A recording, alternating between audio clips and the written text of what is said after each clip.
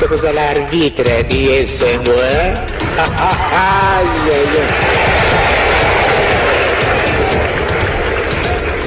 iyo muntu mwindo zakuluba odi ngumba batu mwindo iyo moko mwindo okukada wapye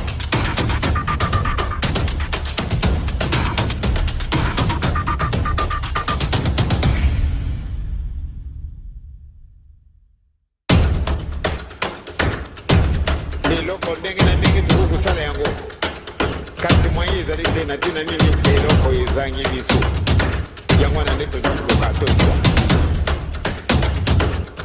esekesamane na yo mwana papa mokimbango yebandako na tata na yo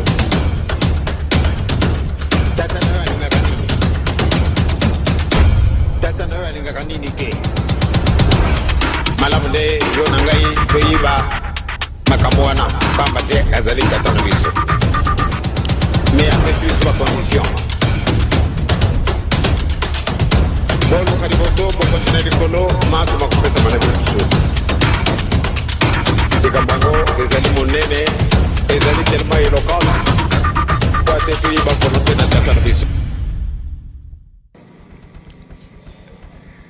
Étant dans un haut lieu de spiritualité, je voudrais d'abord remercier son éminence, Simon Kibangu Kiangani, de me laisser la parole aujourd'hui. Voilà, donc je vais vous parler de la prophétie de Simon Kibangu que j'ai découverte en 2012 et qui m'a beaucoup touché. Alors j'ai fait un texte, je vais vous le lire intégralement aujourd'hui.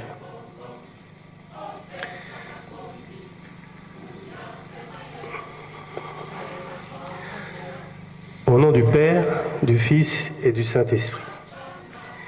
Beaucoup parmi nous se posent la question de savoir pourquoi en ce jour du 7 avril 2013, à Mundele, vient vous parler de la prophétie du 10 septembre 1921.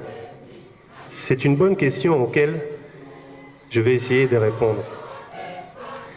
En fait, tout a commencé fin septembre 2012. Un soir, j'ai eu la foi de demander à Dieu, Seigneur, pourquoi suis-je ici au Congo? S'il te plaît, parle-moi. Vous avez remarqué que j'avais insisté.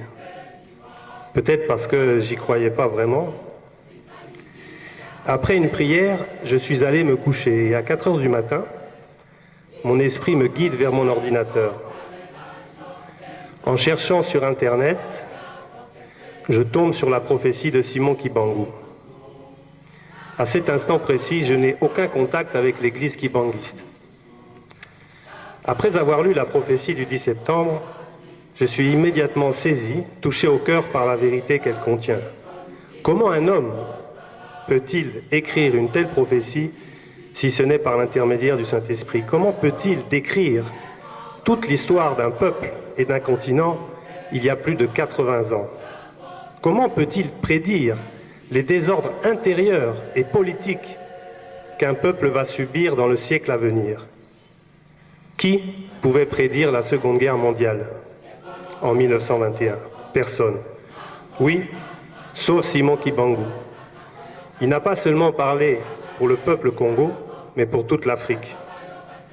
J'ai été tellement touché ce matin que j'ai appelé un journaliste pour lui demander s'il croyait en Dieu. Je lui ai posé la question 2 fois. Il m'a dit oui.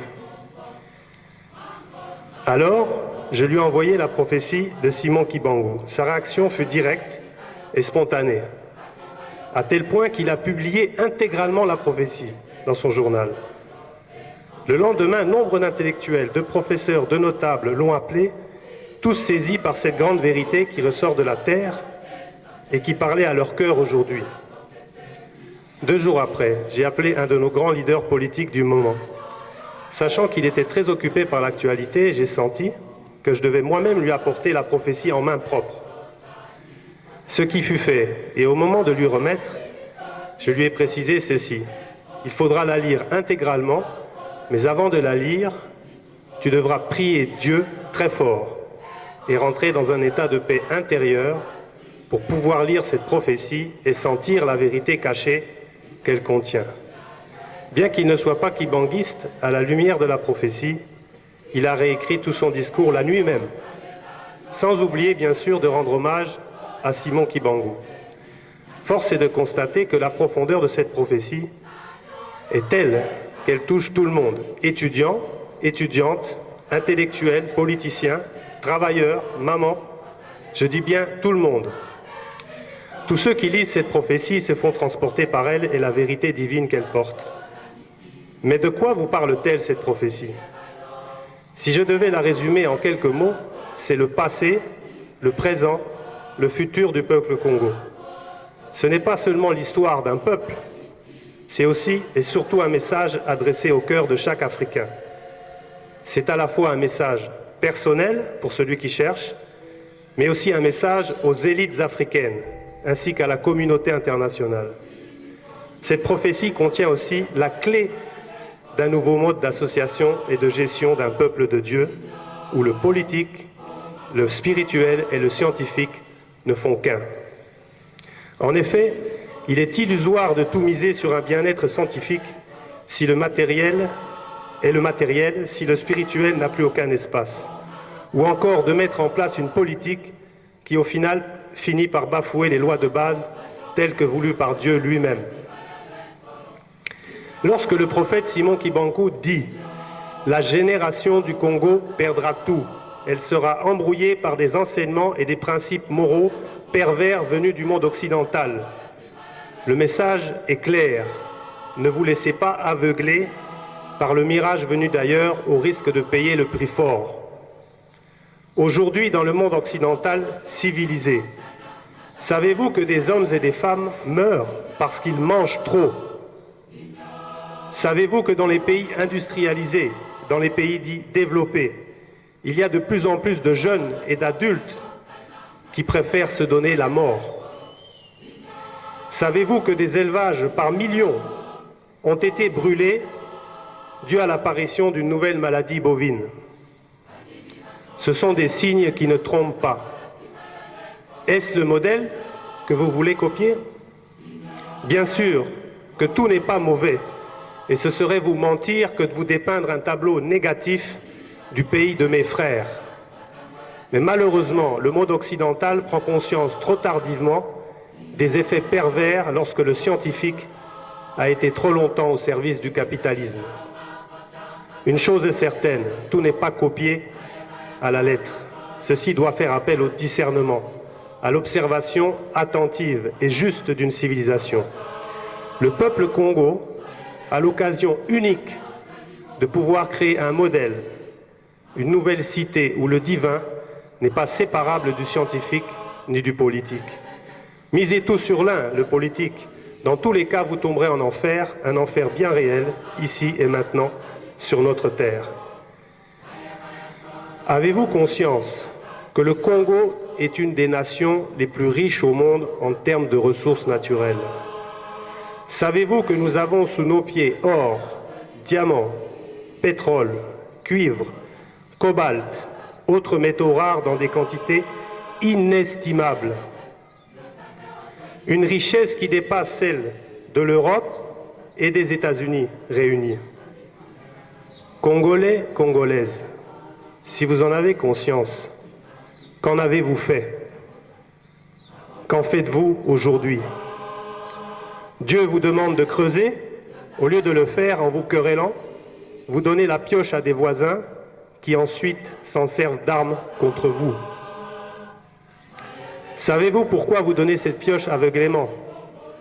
Parce que vous n'êtes pas dans le Kintwadi, l'union, l'unité autour de valeurs communes qui forment la communauté. Le Kintwadi n'est pas l'affaire d'une tribu, mais l'affaire de toutes.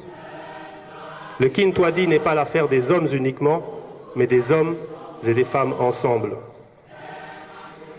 L'ego démesuré de certains leaders nationaux et provinciaux actuels, ainsi que leur soif d'argent et de pouvoir, leur interdit l'accès à cette unité. L'explication est simple. Ces leaders-là sont prisonniers de leur nature inférieure. Mais soyez patients. Cette unité fait son chemin. Elle travaille petit à petit Elle grandit dans le cœur des hommes et des femmes sincères jusqu'au jour où le peuple Congo ne fera qu'un derrière le leader de son choix.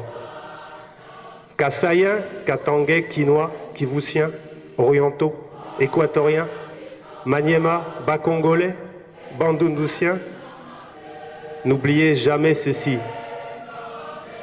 Seul, vous n'êtes rien. Unis, vous êtes le géant de l'Afrique. Oui, un géant.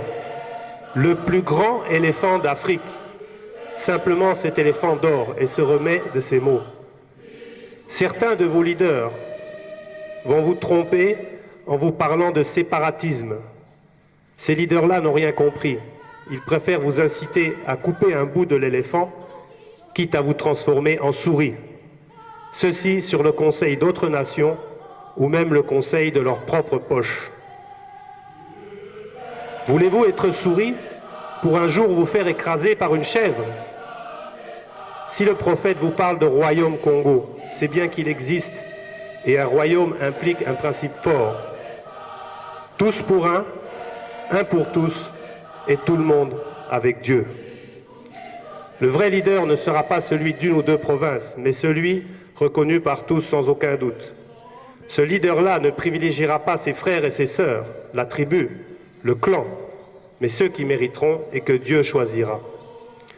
Ce leader portera en lui les valeurs du développement, l'amour, la justice et le travail. Ce leader portera la vérité et la justice dans le son de sa voix. En l'écoutant, vous saurez que c'est lui. Préparez vos esprits à l'accueillir et continuez de prier Dieu pour qu'il vous donne le discernement dans le choix de ce sauveur. Écoutez bien ceci. L'unité est comme une graine, mais cette unité ne peut grandir sans la terre nourricière. La terre nourricière, elle est portée par vos mamans, vos épouses et vos filles.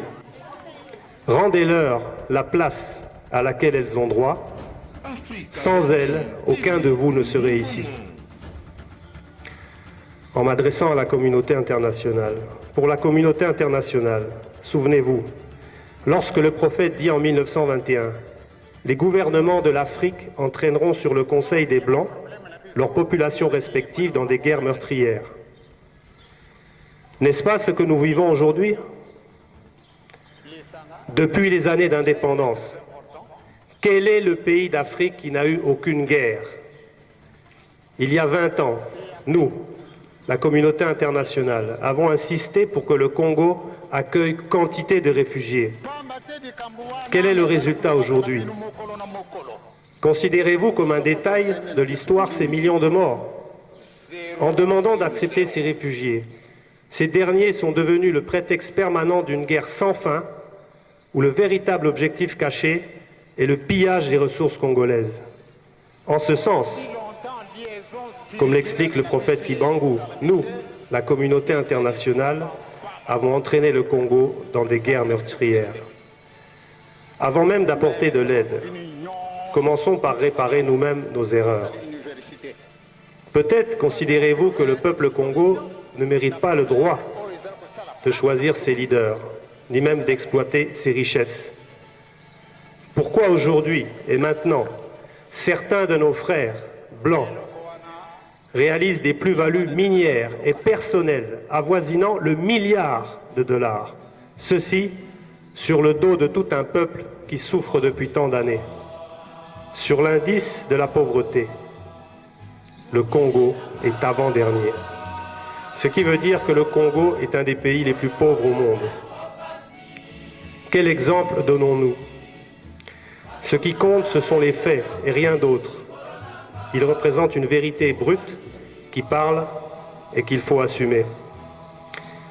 Le peuple Congo est un des peuples les plus accueillants. Ne perdons pas la graine de confiance qu'ils gardent pour nous dans leur cœur. Je m'adresse au Seigneur. Seigneur, permets-moi de dire solennellement ceci. Au nom de mes frères de peau, je te demande pardon aujourd'hui. M'adressant aux Africains, au nom du cœur de l'Afrique et de la fraternité universelle, je rappelle à tous que sous la peau, quelle que soit sa couleur, le sang est rouge. Ceci depuis que Dieu a créé l'homme sur terre. Je m'adresse à tous. Pour vous tous qui écoutez ce message, n'oubliez jamais que l'Afrique est l'âme du monde et que Dieu a créé l'homme sur les terres africaines. Dieu n'est la propriété de personne. Les religions ont été créées par les hommes, compagnons des messagers divins. N'oubliez jamais que le Seigneur est dans le cœur de tous les hommes et les femmes qu'il a créés. Et c'est parce qu'il nous aime qu'il nous rappelle à lui à travers ses messagers. Dieu est présent parmi son peuple qui observe ses commandements. Ici et maintenant, il n'attend que nous, que vous, et tous ceux qui veulent bien aider le Congo et l'Afrique avec amour et sincérité. Au nom de Simon Kibangu et du Saint-Esprit qui habite en lui, réalisons ensemble l'unité spirituelle, scientifique et politique afin de construire le Grand Congo et préparer la venue du Nouveau Monde. Amen. Tata, Mwana, Pe Molimo Centre. Mbangu, le 10 septembre 1921 à Banza Sanda. Tokozala arbitre di esengo,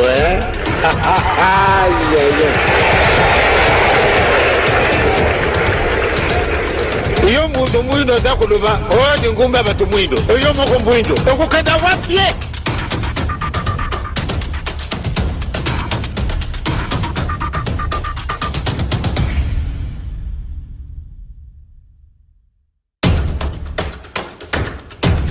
eloko ndenge na ndenge tukusala yango kasi mwayi ezali te na tina nini eloko ezangi biso yango na nde tozikoka tozwa esitamani na yo mwana fobesu mokimbango ibandako na tata na yo tata na yo alingaka nini tata na yo alingaka nini te malamu nde yo na ngai toyiba makambo wana pamba te azali tata na biso mais avec biso bacondition boluka liboso bokontina likolo maso bakopesa mana biso likambo yango ezali monene ezali tellement élocant po ate toyiba volonté na tata na biso